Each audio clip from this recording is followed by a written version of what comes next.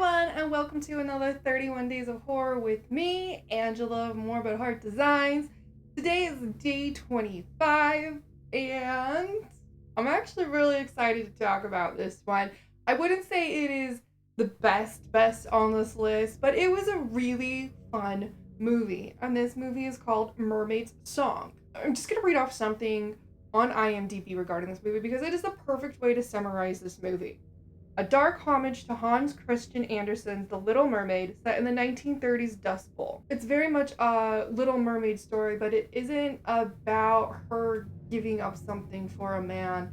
It is about coming to one's own potential. It is a dark fantasy horror. Some things that I loved about this particular movie: the mythos of the mermaid that was brought into this story, how dark the story was, and particularly the full-on mermaid design when you finally get to see that creature. Now, I'm gonna forewarn you, it is until the end of the movie, but it is worth getting to the end of the movie to see what the mermaid in this world looks like.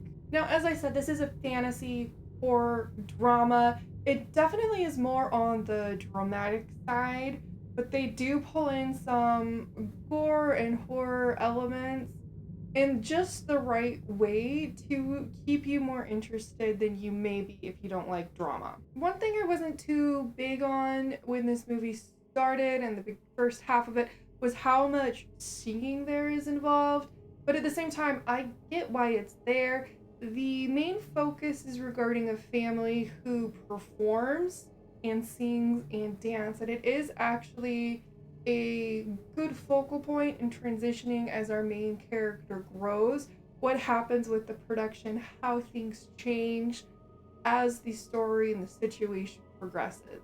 The acting and the characters were all really well done, interesting, well performed, particularly the gentleman who plays Ramsay Bolton from Game of Thrones. I worry a little bit for his sake that he might be getting typecasted as a villain. We'll see how his career goes. I think he's definitely a brilliant actor. I'm interested to see what happens with his career. I just hope he does not get typecast as a villain because he is really good at that. I think he could do a lot of other roles just as well.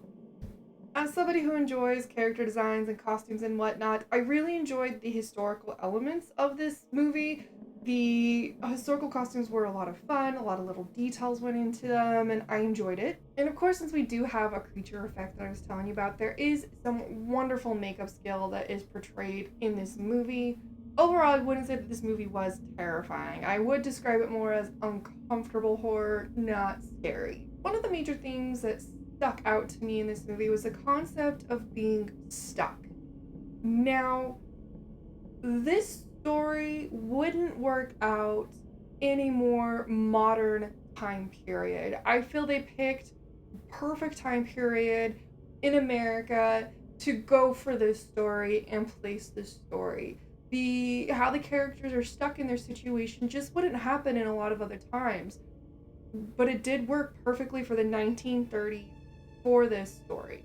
I do rate this 5 Zombievers out of 5. I think you'd have a lot of fun with this movie. Again, it's not scary at all. So if you are looking for a scary movie, bypass this one. But if you're looking for a good, different movie, I recommend Mermaid Song. Thank you for watching another 31 Days of Horror with me. I hope you've been enjoying this series as much as I enjoy making this series. Of course, I have social media, so please follow the socials, do the stuff and the things, and the subscribing, and the liking, and the sharing, and the commenting, and all the shit. What are you gonna wear for Halloween? There's a question. From my dark heart to yours, have a wonderful day, and please don't die before my next video.